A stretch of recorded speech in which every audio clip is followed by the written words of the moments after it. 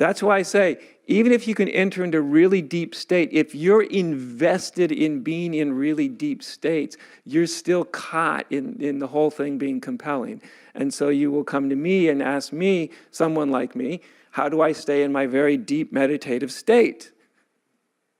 And usually what I'll do when people ask me, I'll say, well, given the attitude you have, you'll never stay in it. You're too invested in staying in it. So it means you're compelled by the egoic drama. And real spiritual practice is really what it is if you think of something like meditation, it is the act of no longer relating to your mental state as compelling, as significant. And I don't mean you're denying whatever your mental or emotional or thought state is. I don't mean to diminish anybody's experience. I'm just talking from a subjective experience of being, when it just stops really mattering. Not only does it then start to unwind itself, because we are hooked up for whatever's going on in us to unwind itself. It knows how to unwind itself.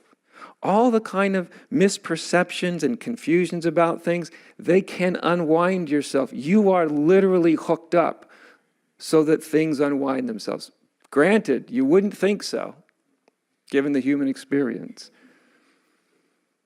But we are hooked up to psychologically, emotionally, and spiritually heal ourselves in the same way that you cut your skin and you're hooked up in such a way that you will heal yourself. Sometimes you need a help, you need a splint, you need a little exterior encouragement. But even to this day, no doctor in the world can heal you. Good ones can set the ideal conditions in which healing takes place. Great psychologists can do that. A great psychologist can't heal you, but they can create conditions for you and within you to where healing starts to take place. You are hooked up in such a way that you can heal yourself. On all these levels of beings, the thing is we don't know how to orient ourselves in such a way that can happen. It's like your mind can heal itself into its natural state, which isn't to be dead silent forever. That's not the natural state of your mind. Your mind has a rhythm, kind of like the ocean does, like the